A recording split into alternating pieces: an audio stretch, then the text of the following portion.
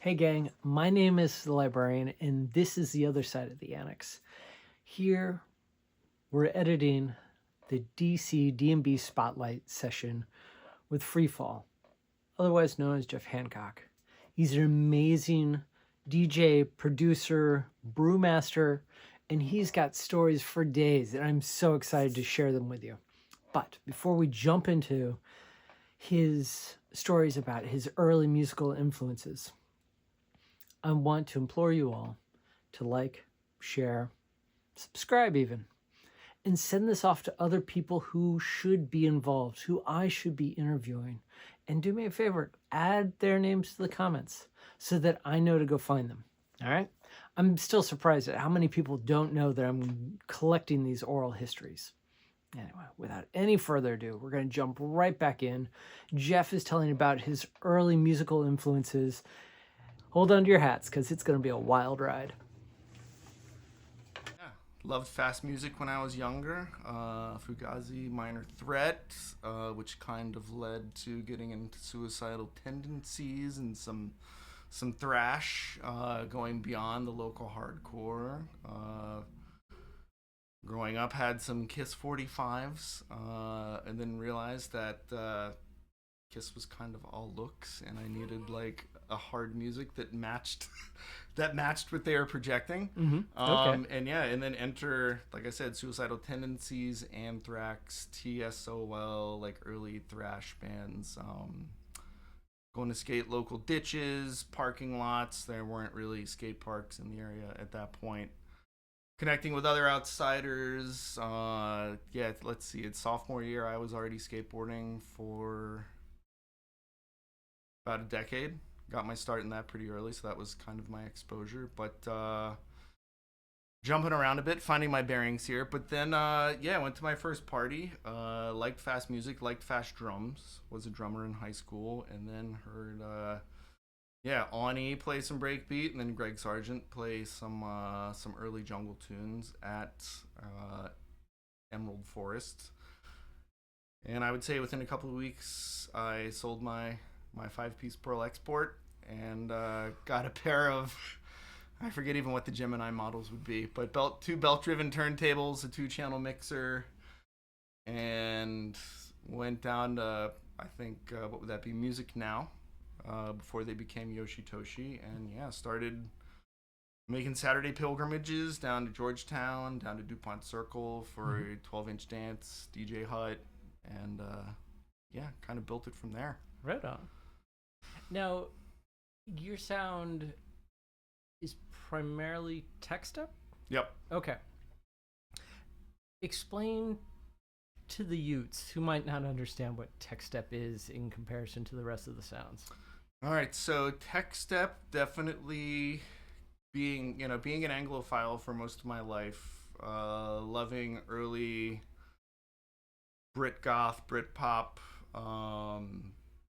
Bauhaus, a lot of these, KMFDM, Einstreisen, Neubauten, getting into really technical, heavy, almost like an industrial sound.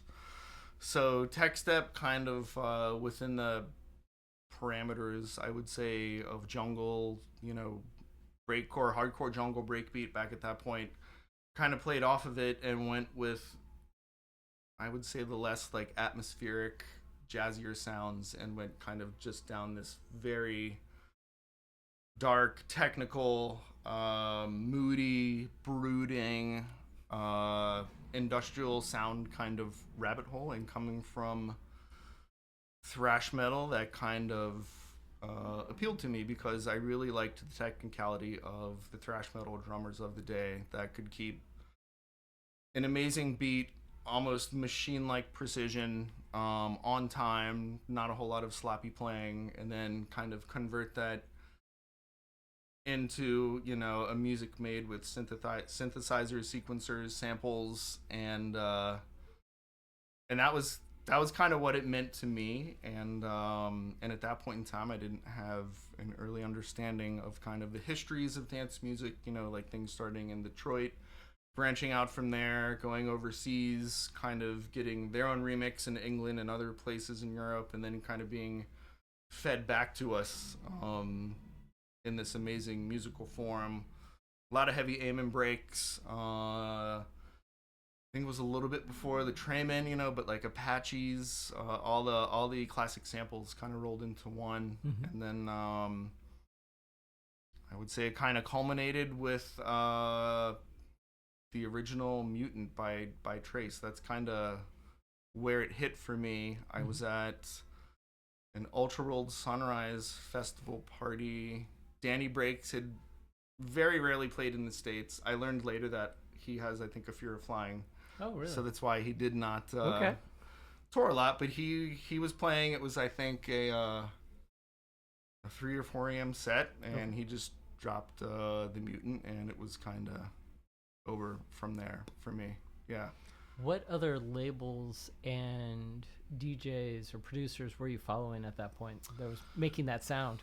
At that point, let's see. Some of my first exposure to that kind of sound was DJ Trace, Big Up Trace. He was doing stuff on DJ Recordings, Lucky Spin. DJ Hype had a couple of mixes out on Suburban Bass. My first one that really clicked was Drum and Bass Selection 3, I think 1994 on Moonshine. And, Dillinger had a lot of tracks on there. Let's see, who else? DJ Dextrous, Kenny Ken, Ray Keith, of course. Trying to think of some more off the top of my head. But that was kind of my initial exposure, and then Speed Limit 140 BPM, Volume 5, which I laid, like, for as heavy as the mix was, and this is, mad respect to, like, Mickey Finn and Darren J., early pioneers, but they put together a beautiful mix. And then Trace, I don't know if it was 90, might have been 95, but he did like a 2-disc part, Journey into Jungle, with MC Det doing intros and outros. And from there it was kind of, from there it was just kind of, I would say, full speed ahead. Okay. So you're, at this point, one party in, you've got a new set of belt driven turntables. Who did you first start meeting up with and like going to parties with, practicing DJing with? Like, who is in that first ring? I would say the first ring kind of stemmed, so after that initial Emerald Forest, I would say the scene was primarily still in Baltimore. Okay. Capitol Ballroom, which later became Nation, but wasn't at the original Nation venue. Like, we're doing parties, I believe, the older spot, before I got into it, 90, 92, 93, maybe even earlier. But started going to Rise, started going to Fever after Emerald Forest, and met cats there, and it is a bit blurry due to all the fun that was being had at that point in time. That's fair. The Emerald Forest was my first candy flip experience, and I had smoked a little ganj before that, but that was kind of like, bam. But I think going there, meeting, I think I probably encountered Daniel Slant, probably via Chip DJ Who and other Jason DJ Sun, RIP, at Rise. I didn't know them well enough, but they could see I was interested in the music. I was like a young raver, just trying to get some FaceTime with people and make connections. And let's see, that would be, and then initially the first crew I was in, which there's not a lot of documentation about it online, was the Snowball Collective, the original one with DJ Seamus and Terry. They had Buster in the original crew, Rob One. I apologize if I'm not forgetting names, but those were people I kind of first connected with, and I think I was definitely, as we were speaking about earlier, making tapes, making mixes at home, pretty I wouldn't say horribly mixed, but not the most accurate because, you're training your ear. You have the belt-driven turntables. But yeah, I started sending tapes to Sean and Terry, and they, I feel like they probably saw that I had a lot of enthusiasm and took pity on me and kind of brought me under their wing initially, which was great. I got to play with Sean Seamus a bunch.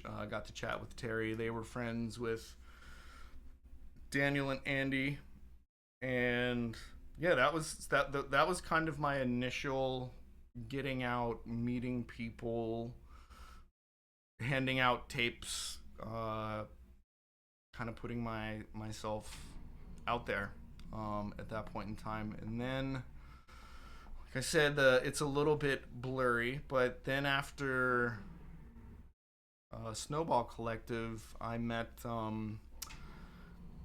guy named Ben Coe and then Benson Ansbach,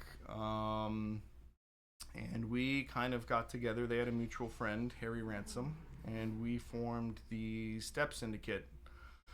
Let's see, Benson went as DJ Rec. I think Ben Coe just kind of went by his name, Ben Coe. Sorry, Ben, if you're listening.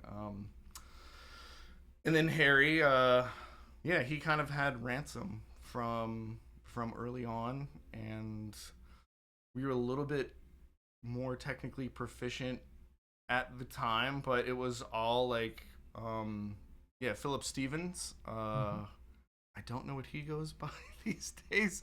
I know he's been living in Arizona, taking care of family for a few years now.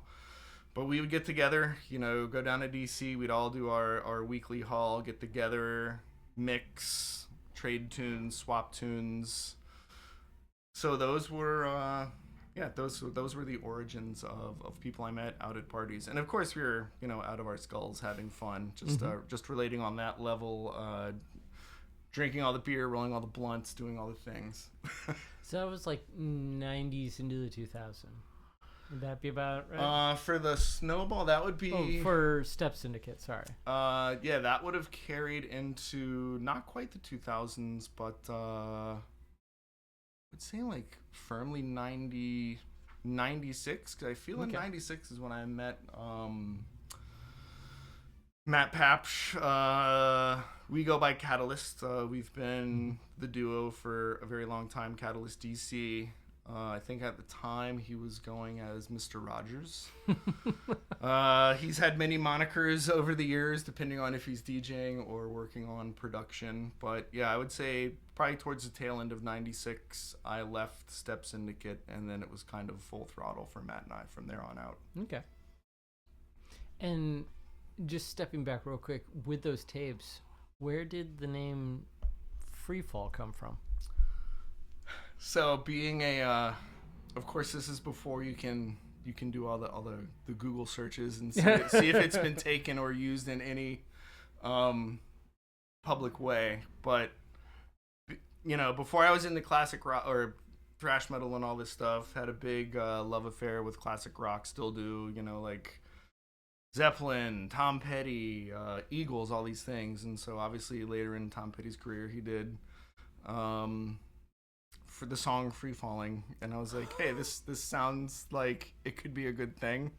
And being a skateboarder, there was like a little montage in the video of this hot blonde chick just pumping on a ramp, and I was like, all right, I think I'm just gonna double down. And I had a couple other working names before that. Sprocket was one of them, because being an early 90s kid, late 80s, like you grew up with grunge, like we all knew Toad the Wet Sprocket. So they came from very low-hanging fruit, I would say. But thankfully Freefall won out over Sprocket. And but those, that's what I recall as far as pre-Freefall era. So now you and Matt Rogers have joined like Voltron. Yep. How did that initial break off happen, and what was the force behind it? The force behind it, so Step Syndicate, we were doing pretty good. We were getting a lot of bookings. house parties were definitely a thing. We had met up. We had pretty regular bookings with Giovanni and the Catastrophic crew. They used to do a party called Deep at an underground spot in North DuPont Circle. I don't know what the space is now, but they were booking us regularly. We were branching out, playing house parties in Baltimore. And of course, at this point, gotta mention Rinse Out, which was kind of my first proper official jungle party back in the day up what would be Petworth, DC. It's near Midlands Beer Garden now, but it used to be a lot less developed and a lot more dangerous.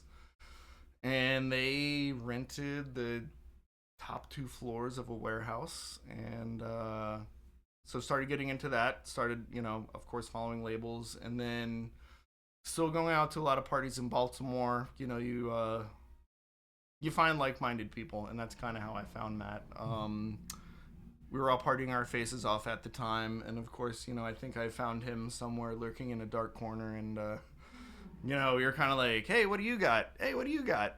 And then we proceeded to do things, and then kind of have like a bro out homie session, and figured out that he was buying vinyl and records too, and we were kind of the same wavelength, where it was like, we love the Bookham sound, we love the Doc Scott sound, we love good looking and looking good, but we always, every time we spoke, we would go towards the darker end. And he's, I'm not a massive Iron Maiden fan. Matt is a huge Iron Maiden fan and was also a drummer and knew way more about, I thought I was hot shit being like, hey, have you heard Among the Living by Anthrax? And he was like, oh, he's like, let me turn you on to all these other things. And that's kind of how we started, and started hanging out, spinning records. And then I quickly realized but I was just ready for a change, and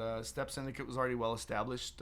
It was in good hands with Harry, Ben, and Benson, and they had brought on a couple other people, MC Escher, and then B Bell, who went by DJ Books. Yeah.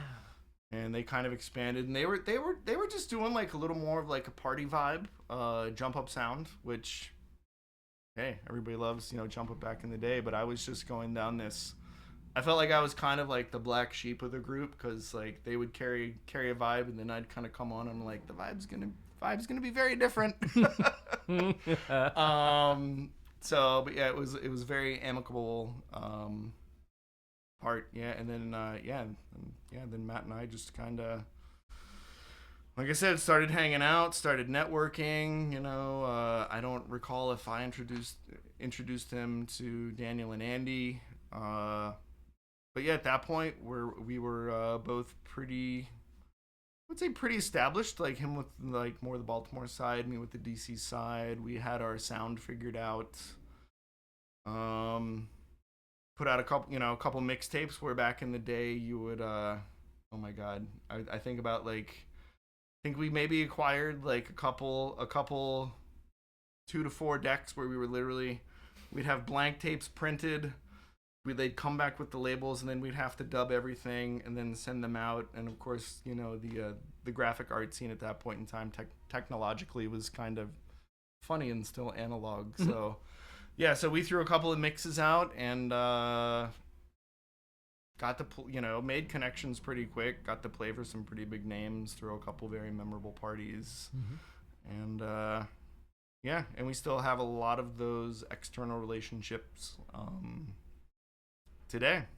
So was it just you and Matt, or did you expand the crew at that point for Catalyst? We did expand the crew. So we, let's say we're probably firmly established for a couple of years, and then we were this was around the time Duncan Trace was living in Philly. Okay. This would be like 95, 96, so like, I mean, like peak Dillinger, peak Dom and Roland, peak No U-Turn. Yeah.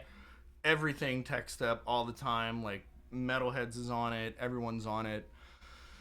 And we heard this old, I forget the name of the radio show, but I think she still might be DJing here and there, Michelle Saint.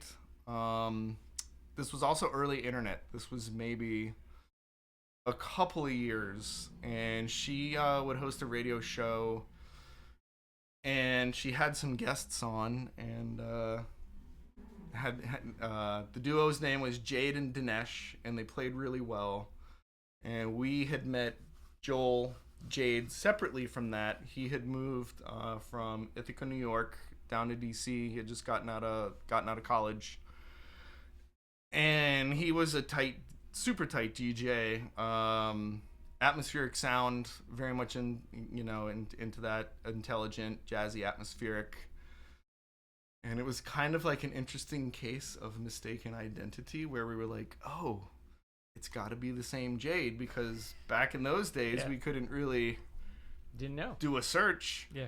And so we brought him in, and we were like, hey, thanks for like accepting the invite to the crew. We're super happy to have you, super happy to work with you, happy to leverage like your contacts in Philly and upstate. And he's like, well, I got like upstate New York contacts, but he's like, what do you mean about Philly? And we were like, oh, you work with this other guy named Dinesh. And he was like, no, that's a different Jade. And we were like, oh. Okay. Either way. So yeah, we brought Joel in, and yeah, I feel like Joel was, because Catalyst never really disbanded. We kind of just, at that point, like, I forget what Joel had going on. He passed many years ago. R.I.P. Joel, gone way too soon. But yeah, he helped bring, good, like, great contacts to us. Like, he was good friends with Jason Method 1, and kind of got us out of our very hyper focused techstep thing. And as all things jungle and drum and bass go, like, it's good to have your specialty, but it's also good to have like a variety that you can provide to people. So he was a welcome addition to the crew. So this was in the warehouse, or was this also in the bar scene? Were you at like Bar None or Metatrax at this point? Yeah, this would have been very much the bar scene, because I brought, I think Nation kind of threw their last thing. I don't know if it was like at Capitol Ballroom, but I want to say like 2005, 2006. I had moved up to Ann Arbor, Michigan, and missed the closing, but we were throwing one of our bigger parties we threw was called Proper Atmosphere. Matt, Joel, and we did it at the Edge. I brought the flyer to photograph later, along with some other ones. We were occasionally getting booked at like Buzz or at the Edge, but we threw Proper Atmosphere at the Edge. We had Forensic over, who was UK DJ, along with Stocka and Skynet. Forensic was running Atmosphere, which was like the imprint jungle drum and bass magazine of its time, and obviously Stocka and Skynet from Audio Blueprint, making great music. And then we had, I think, Nigel Richards was the house headliner. But around that time, I would say, like the 99, 2000, 2001, we had a weekly called Epidemic that we used to do at a spot on U Street called Bar None, and it was spelled N-U-N. And that was around the time Act Your Age was kind of popping off. You had REA. Matt was formerly part of the Act Your Age crew. I think George with IsoCon, I forget his MC name at the time, but he was involved. We used to have Rob F and Impulse, the Synthetics guys. Action Jackson was doing stuff. Bobby Little, Audio Troupa. It was kind of like a free for all, but it was definitely more, I would say, of a weekly or bi-weekly like bar focused scene at that point. Okay. Yeah. Cool. So when did then production start? So I dabbled so briefly. I got Joel was very up on production, and he gave me my first air quotes cracked copy of Reason which means like I had access to various sample banks, like the digital version of like an emu, but I couldn't like sequence things. I didn't have like an outboard MIDI trigger. I had this little Oxygenate keyboard that I could never All of us had that figure out how to work. And it was all it was me like, literally like working the mouse, like, hand laying. I didn't have any kind of trigger to like tap out a beat, which is like ultimately the only thing I wanted to do. I was like, I have all these ideas, like just let me do it and then quantize it. So that was a brief and that was more when I moved to Ann Arbor with my then girlfriend, fiance. I think I asked her to marry me before we left because I felt like that was the right thing to do. We had been together and partying since '99. I met her through an older friend of hers named Zara Shahidi, who used to help promote through Too Tough, and so that was kind of our introduction. So Matt and I only recently have kind of started collaborating very loosely, and this is all through our mutual best friend, Larry Thomas, who's now in Indiana, but he went by Kodak. He's been producing for decades at this point, so he kind of like, he primarily works with Matt under the Bagman moniker, and I had the pleasure of going out to Indiana to visit him mid 2024 for a brewing conference. So we got to work on a tune. Compared to what I was dabbling with, like Larry had been, I think at this point he's been doing it for at least 25 years, and that was one thing where Matt and I in that formidable time kind of missed the boat, because we were, and a lot of people, I would say, up until what you had Synthetics, I would say like left the biggest mark as far as DC producers getting on the map. I mean, you have I'm blanking on his last name. Steve from Fort Knox 5 used to produce under the Thunderball alias, and Steve's been always cool, always been a good friend. We don't keep up as much as we should, but he was releasing stuff. And of course, we thought we were too cool for school, and we were just like, we're just gonna sweat all these DJs, bring them over, spend some money, and that will be good enough to like get some dubs. And it was for a time. We did have a contact through. I don't know how much I can say about this, but we had a couple of friends who were very accomplished producers in New York, the mathematics guys, Roy Dank and Blue Line, which was a Joel Adams Jade connection. And Roy had a connection to like Clayton at TOV and Renegade Hardware, and we would occasionally get things floated to us that way. And it was wild. And before that, we were talking with the Funkatech guys a lot in San Fran, so we were tight with Peter K. Got some Juju stuff, some stuff on Thermal, because it's like the game's never changed. Like if you can get unreleased material, and especially back in those days when you would show up with the only cutting houses I think of the time were Aardvark and this house called Scrunch, and I think Scrunch was like Philly based, but both very by the books. They had contacts. I want to say with international people that were, I don't know if it was Music House over in England, but like if you sent them material, like you had to send them also an email confirmation, basically getting like permission from the artist. So they never did anything under the table. It was all above board. Of course, that was also like when the Breakbeat Science chat board was huge. So it's like if you were playing something that you weren't supposed to have, like you would get plastered like very quickly and almost, I would say, blacklisted. But anyway, it was kind of that level of everyone was trying to get exclusive stuff, and it was, like I said, it was kind of a bit of a rat race here in DC trying to do that. And also producers that Matt Nordstrom, MRN at the time, and then Jesse Titsworth. Yeah.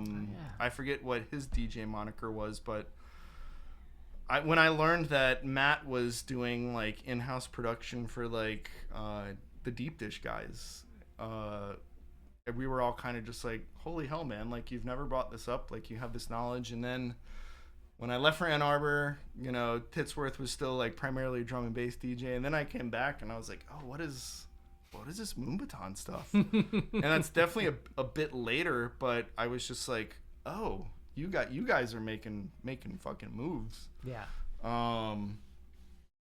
Yeah, so that was a bit of a tangent, but yeah, working on music, Matt and I have done it more frequently, but we didn't really do it in the like the big formidable years of Catalyst DC.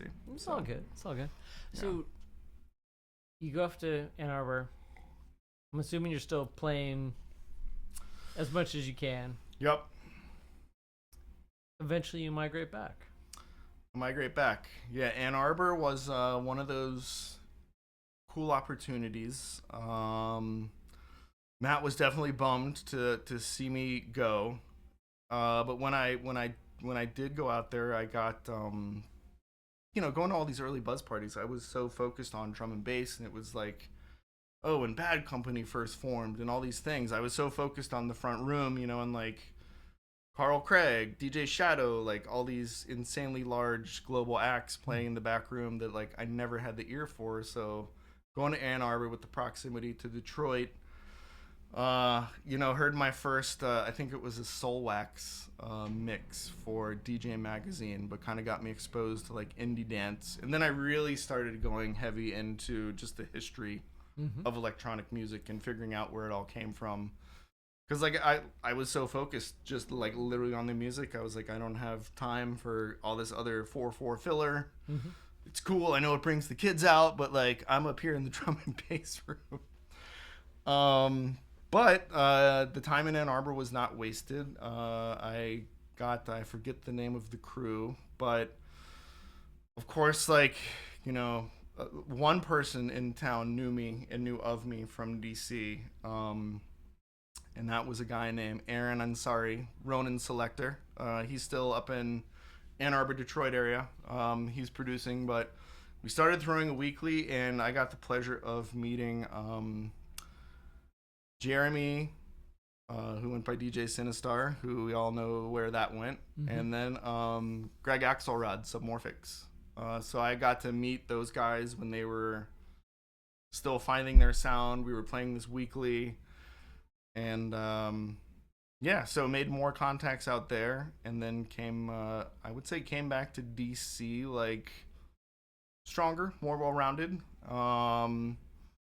Yeah, willing to look beyond just the one genre I had kind of chosen, and to this day, I'm still like, I love playing house music. I get, I would say, equal like house techno bookings as I do drum and bass, and it was, you know, help hone the DJ skills, help me understand the music better. I think I went to one of the last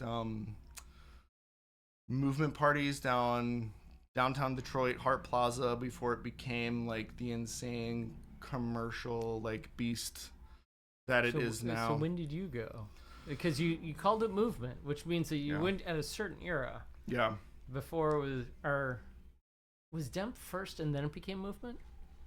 Yes, it was Detroit Electronic Music Fest. So I went with my wife, or fiance at the time.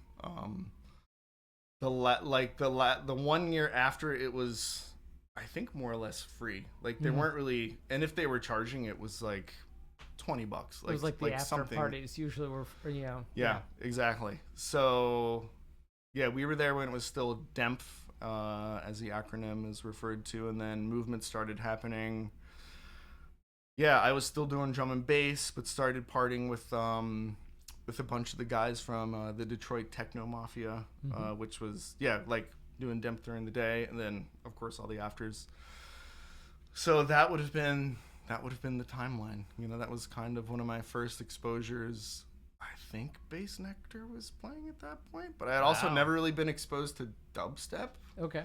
Also, but yeah, you know, getting to see like. So is that like 2000? That would be 3, 4. 3, 4. Okay. 3, 4, okay. 5. Okay. Yeah. Yeah, getting exposure to Carl Craig, Stacy Pullen, I mean Kevin Saunderson, you know, like seeing the original Richie Houghton, like being able to see those guys, and then going down into an area where I was like, oh, Diesel Boy's playing. I know Diesel Boy. And oh, they have a AK-1200 too. I think this was pre-Planet of the Drums, but as much as I was getting exposure to other genres, it was still also cool to see, like, you know, the names I'd grown up raving on coming through Detroit. So yeah, very cool. So yeah, Ann Arbor was cool. It looked a touch bleak at first when I first got there because of course you don't know anyone. And my first night actually going out, I by mistake, like I don't know how I got in, but I went to a frat party and didn't know it was a frat party and was just trying to like go out and grab a beer. Had no idea where like fraternity row was or sorority row, but my first experience is like these 10 dudes kind of huddled around a keg of PBR and like I'm just kind of waiting patiently in the back for them to like stop flexing, and then I was finally like, do I have to pay someone to get a beer? And they're like, oh yeah, bro, like give us a $5. So yeah, started out a bit like, and I moved up there for beer as well. So while my fiance was in grad school, I was working at 2 pubs on the same street, just on like, one was on the south side, one was on the north side. So that's what I was doing in between. And you're working as a brewmaster. Yeah, apprenticing at that point. So yeah, I was gonna say we haven't touched this at this point. So like, I guess let's jump ahead into the future now. Like, what are you doing, and like, what's your current career? The current career, I think it's been about 23 or 24 years now. But wow. Making beer professionally. Got started back in 2002 when I was still raving pretty hard. You know, my one requirement to get my apprenticeship at the spot where I'm now, the current brewmaster, Franklin's Restaurant, Brewery, General Store, Ice Cream Shop up in Hyattsville, little plug there. My one requirement was just to show up at 5 a.m. And when I actually interviewed for it, there were people that had already been homebrewing. I had an affinity for beer, was spending a lot of money on it, figured I could save money by learning how to make it, and was doing... I've always worked with my hands. I was doing home improvements and remodeling with my father at the time. But yeah, so that was my first foot into the industry, and then that, it's kind of like being a journeyman with the electrical or plumbing trades. It allowed me to kind of leapfrog and get a better position each time I moved. So went to Ann Arbor. I think Michigan is still like the number 3 per capita for breweries. Really? People drinking beer. So it was coming from like Maryland, which was in the early 2000s. I would say still burgeoning, but going to like a powerhouse state for beer. So thankfully I landed a gig up there, which was part-time at first, and eventually became full-time. And then my fiance and I moved. So I've kind of leapfrogged around with beer. Worked at Flying Dog, which was a big regional powerhouse that had moved from Denver out to Frederick. There was a old school Maryland brand called Blue Ridge Brewing, Wild Goose. They were making traditional English beers. This was kind of, I would say, the second wave where Dogfish Head got into it, Sam Adams. So IPAs were just kind of... Sierra Nevada was already around. They were first wave, but they kind of laid the ground for hoppy beers.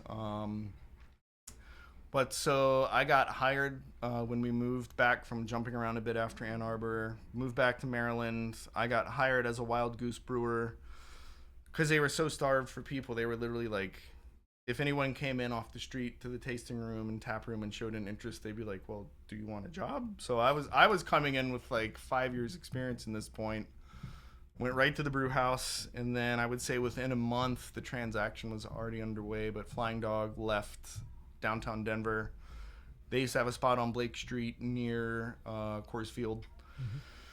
And they took over the facility, and I got to work for what was one of my first actual exposures to craft beer in a beer store just based on marketing alone. It was like the artwork of Ralph Steadman he did, and I think he still does.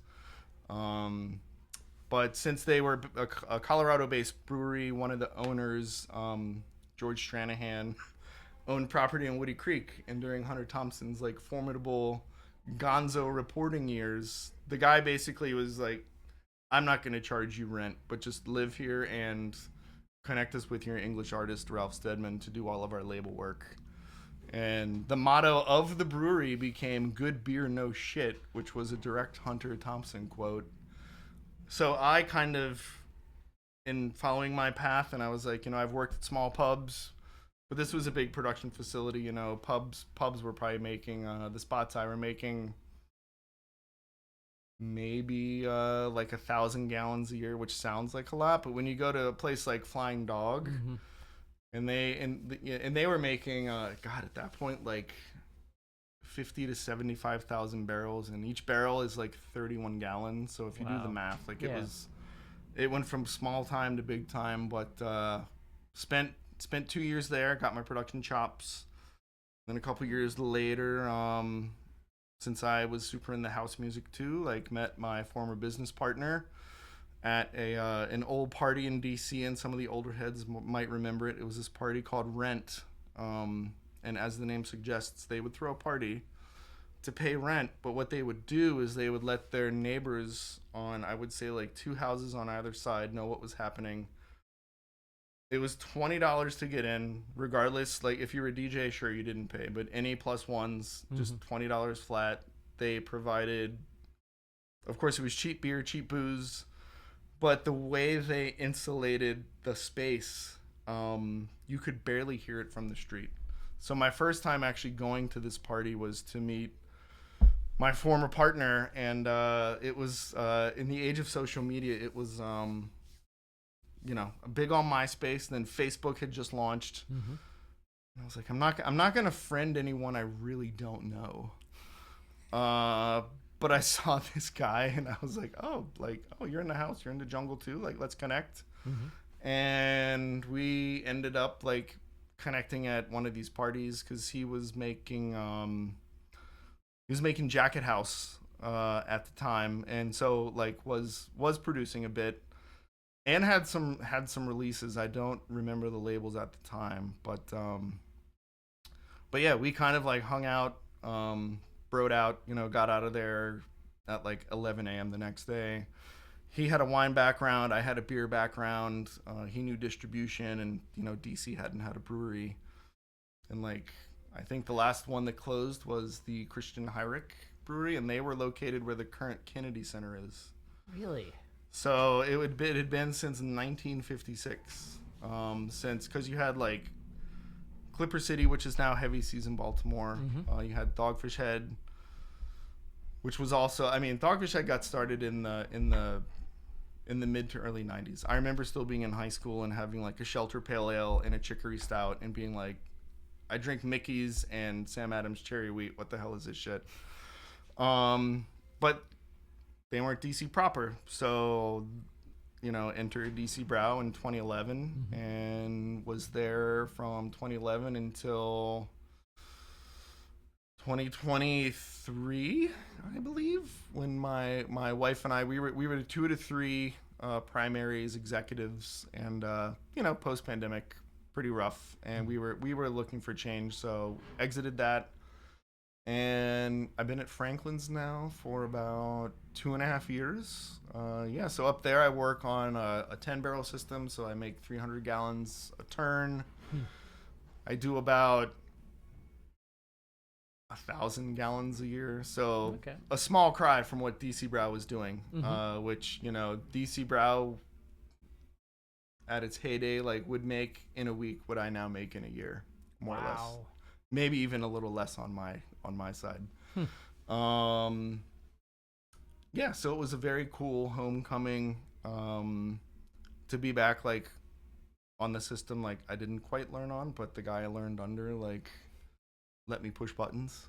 So yeah, that's kind of where the beer has led me. Okay. And while at Brow, like I think we're still the most award-winning DC brewery in the history of the district. So going back a couple hundred years. And you've thrown a couple good parties there too. Thrown a couple good parties. Yeah, the Brow warehouse space. God,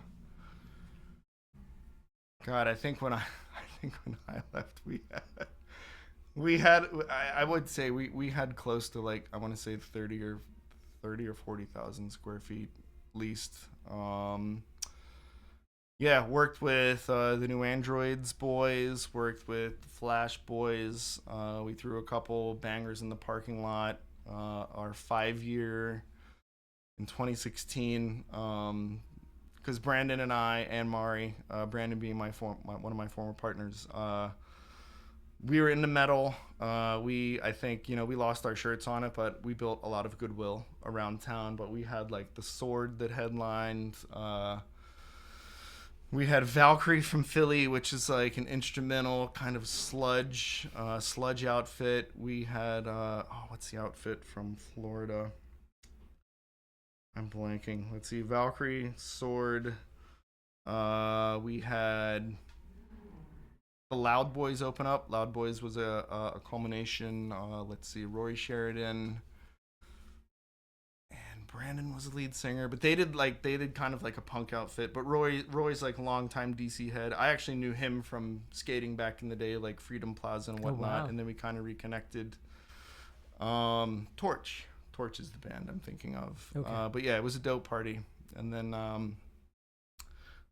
one of the New Android, the last party we threw in the parking lot was with the New Androids outfit. They had Black Coffee come through as a headliner. Mm-hmm. And then the Brow Stomps. Brandon came from, similar to my wife, both Northern Virginia kids, like very familiar with Pie Tasters and the local ska scene. So we used to book the Pie Tasters all the time. They played for us. We did a big ska show. We had Chuck Wren come out from Chicago, who's big ska guy out there. I haven't kept up with him, but yeah, we've thrown some parties. It's been a good run. It's been a really good run. I've got a lot of those flyers.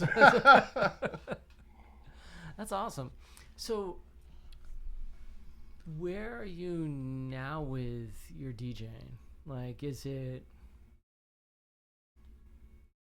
you still going out as much? Is it more like for yourself? Where are you sitting now? Or like, where's your future setting with it? I would say my future is still, it's a bit split now. I spend equal time listening to like melodic techno, melodic house. Like Maceo Plex is a big influence. Damian Lazarus, a lot of kind of like, I would say like the Burning Man-esque DJs. But still also like, following drum and bass, and still, I would say that's definitely where my true love still lies. Have always DJ'd for myself, but I'll be 50 in 2 years, so it's like I don't have the stamina to per se go out as much as I would like to. We brought this up earlier in last session, but day raves, we need to bring them back. Day raves, yeah, I'm all about it. Yeah. I'm gonna try to get some of those going at the brew pub in Hyattsville, because we have a little area that has sand that used to be kind of for young kids to play, but so I'm gonna try to do some stuff up there. Day raves, like we're done by 9. If you need support, I'm all in. But yeah, still maintaining relationships. I mean, I think it was like 2024 going into 2025. During the pandemic, became really good friends with Duncan Trace. He was throwing a monthly party up in Philly called Technology. He had George Concepts as the resident MC as well as Dub 2. So it was happy to still be really active. I've always had love for Philly. I think with 3 bookings, I was the most booked out-of-town guy, but got to meet, Duncan was very gracious, and he brought over Mineral, as like Mineral was doing his thing, and then and inadvertently turned me on to like all the like the techstep stuff that was kind of coming out of like Finland and Norway. And so like big up Mineral, big up ESC. Yeah, so still wanting to do events. I feel like you don't see a whole lot of if nothing else, Dom is doing a great job. Dom is doing a great job at 3D, keeping the younger generation engaged, which I would say a lot of us tech step ambassadors have tried to do our best with, but it's not the most, and not that people are need touchy feely music, but I would say it's not as prominent as it once was around town. It's still out there. It's influenced the music tremendously.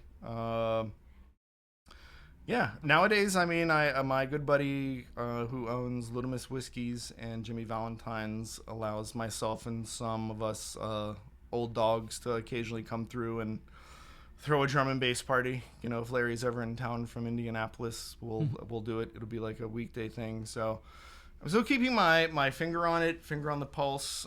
Trying to be engaged on social media, but also focus on things I like and what I'm passionate about. And I'm still very passionate about the music, and I feel tech step, as much as I still stick to my guns, and it's definitely my primary style I play. I love occasionally branching out. Big influences from like Ant TC1, Doc Scott, and Trace. Those are kind of my top three. Beyond that, it's kind of blurry, and I love the variety that they play, but I always still kind of want to just pigeonhole myself a bit, and like in the era of genres and subgenres, I feel like breakbeat heavy music still has a place amongst a lot of the commercialized music we see with drum and bass. Yeah. So, and I think I'll double down that Dom's been doing a great job, but I would also say that like across the board, music in DC and club music in DC has taken a dip. Yeah. Because like there was, when I first moved to DC, any day of the week, where did you want to go?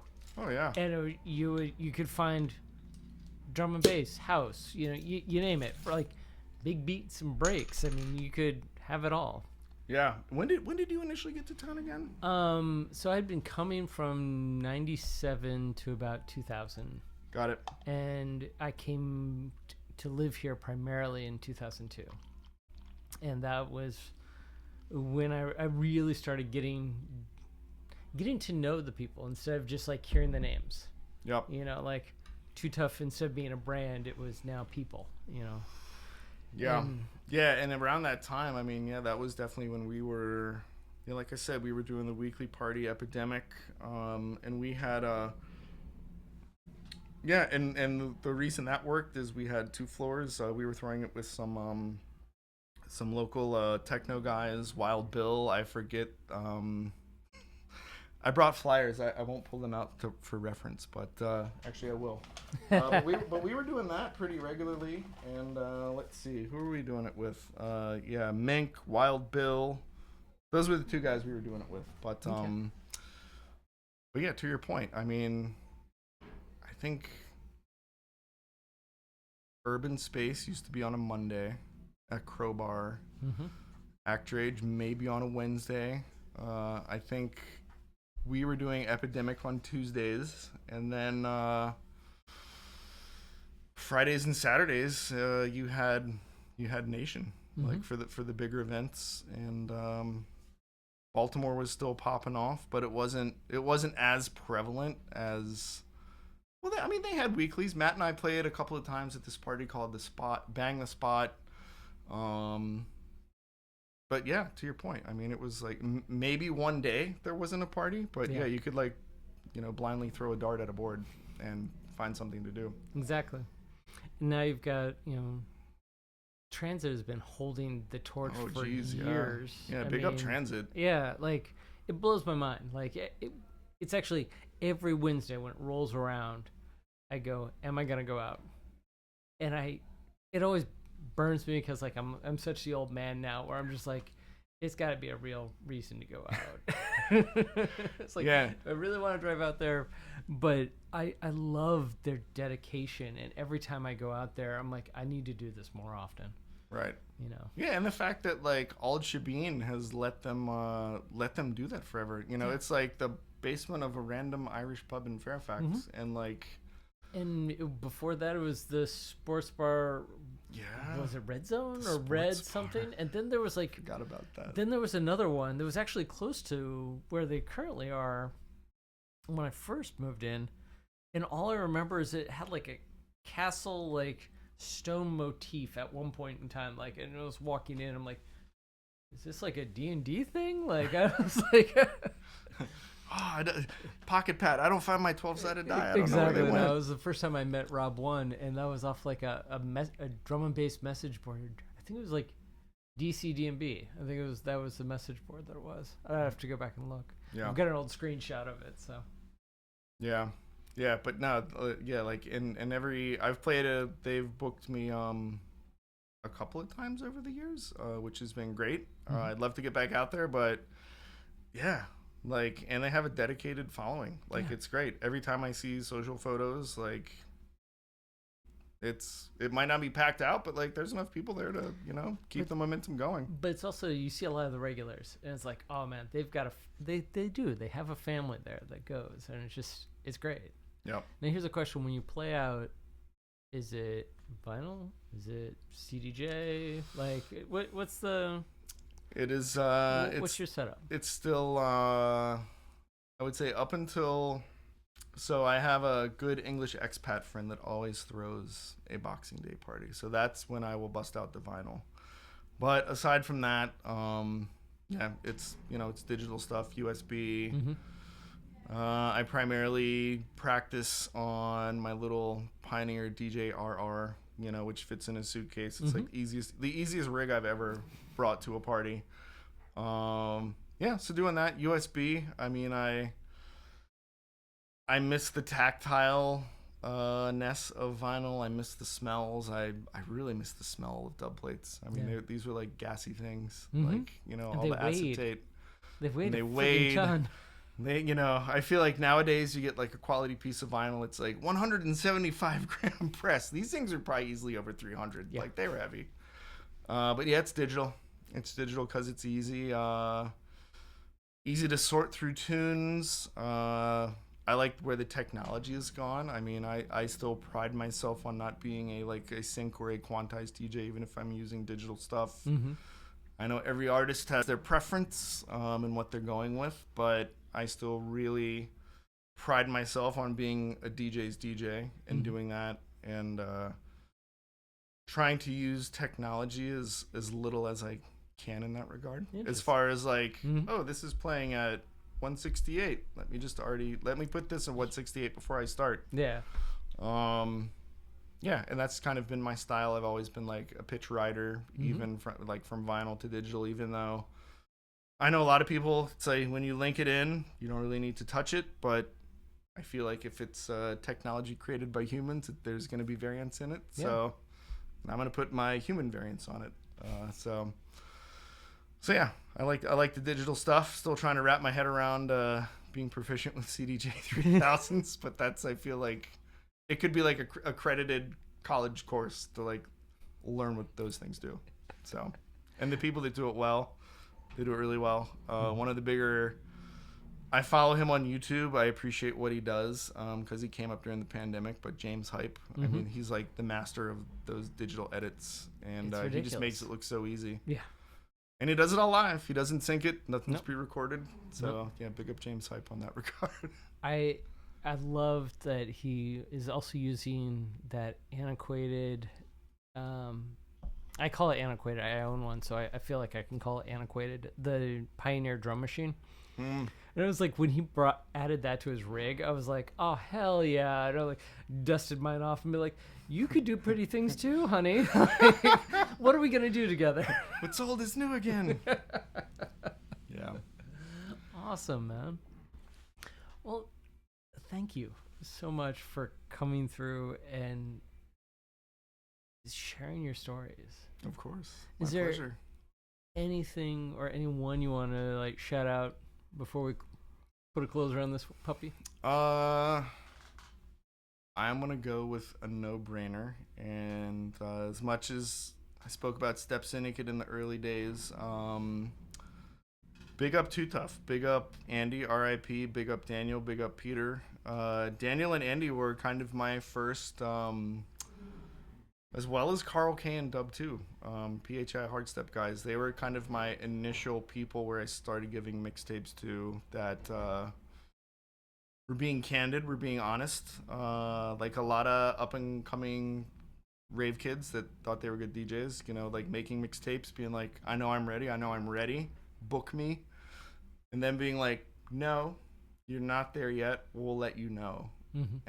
So I would say they helped me to continually refine my skills, my technique, my sound. They were very influential, being a part of, I would say, yeah, the first wave jungle drum and bass guys for the East Coast. Yeah, so big up those guys. Big up Matt. We've been doing it for 25 years, and we still continue to do it. And him and Larry are writing some killer music, so hopefully in the not too distant future, for some sets, be playing more Bagman dubs. Cool. And yeah, Root Operator. Let's see, Amit, the Cadence guys, Dom, 3D, everyone who's still pushing it, still keeping it relevant, still keeping it in front of the attention span of the ever fleeting attention span these days with all the digital media and whatnot. Cool, man. Thank you so much. Yeah, and my pleasure. And soon we're gonna have you in the annex playing on the Mothership Dread. I can't wait. Yeah, I'm looking forward to it. So keep it locked, everyone. Peace.